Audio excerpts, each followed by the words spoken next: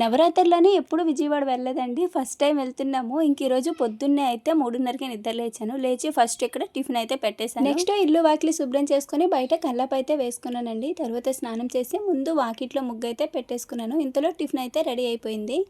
మాకు ఇక్కడ 6:30 గంటలకి ట్రైన్ ఉందనమాట. దానికి అందుకోవాలి. అందుకని కొంచెం తొందరగా లేచాను. మళ్ళీ నేను రెడీ అవ్వాలి, టిఫిన్ చేయాలి, పిల్లల్ని రెడీ చేయాలి, ఇల్లు శుభ్రం చేసుకోవాలి, పూజ చేసుకోవాలి, ఇన్నట్టు ఉంటాయి కదా. అందుకని 3:30కి నిద్ర లేచానండి. పల్లీ చట్నీ అయితే చేసేసి ఇంకా పిల్లలకి అలానే మా వారికి టిఫిన్ అయితే పెట్టేశాను. నెక్స్ట్ నేనైతే ఇంట్లో దీపారాధన చేసుకుని బయట తులసమ్మ దగ్గర కూడా దీపారాధన అయితే చేసుకున్నానండి. బ్రహ్మముహూర్తం అంటారు చూడండి, ఆ టైం అనమాట. నేను దీపారాధన చేసేటప్పుడు చాలా మంచిగా అనిపించింది.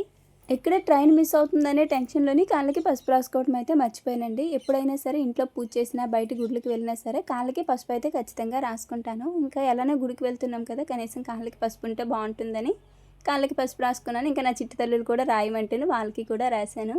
పిల్లల్ని అయితే రెడీ చేసేసాను. నెక్స్ట్ ఇక్కడ నేను కూడా రెడీ అయిపోయానండి.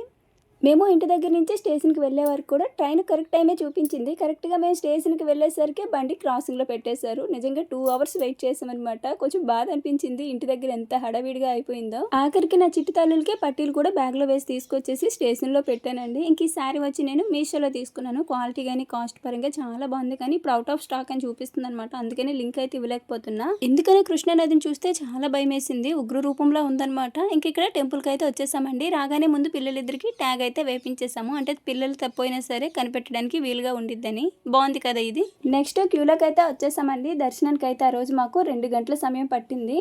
అలానే 100 రూపాయలు 300 రూపాయలు దర్శనం టికెట్స్ కూడా ఇస్తున్నారు ఆ రోజు. ఇంకా మేమైతే 100 రూపాయల టికెట్స్ తీసుకున్నాము. పిల్లలతో చాలా ఇబ్బంది పడ్డాము, ఎందుకంటే ఇదిగో మెయిన్ ఎత్తుకోవడం అనమాట. ఎత్తుకొని కొండెక్కాలంటే తెలిసిందే కదా. మేము నవరాత్రుల్లోని 4వ రోజు అయితే వెళ్ళామండి. కాత్యాయని అమ్మవారి అవతారంలో అయితే దుర్గమ్మ తల్లి ఆ రోజు దర్శనం ఇచ్చారు. దర్శనం అయితే చాలా బాగా జరిగింది. నిజంగా కాసేపు బయటకు వచ్చిన తర్వాత కూడా అమ్మవారి రూపం అనేది కళ్ళ ముందే కదలాడుతుంది అనమాట. ఇంకా లడ్డు బాక్స్ వచ్చి 6 లడ్డూలు ఉంటాయంట, 100 రూపీస్. ఇంకొక బాక్స్ అయితే తీసుకున్నాము. అన్నదానం అన్నీ జరుగుతున్నాయి కానీ బాగా రద్దీగా ఉందన్నమాట. నెక్స్ట్ వచ్చి ఇంక క్యూ చూసారా, స్టార్టింగ్ వినాయకుని గుడి ఉండేది కదా, అక్కడి నుంచి బారు కొండ మీద వరకు కూడా అలా క్యూ అయితే కట్టేశారు.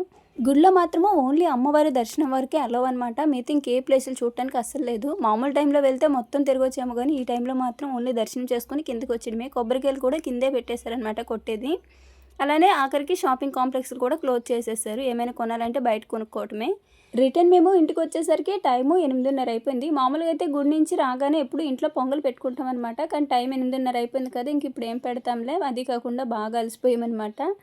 సో ఇదన్నమాట అండి. నెక్స్ట్ డే అయితే పొంగల్ పెట్టుకున్నాను. ఇంతే.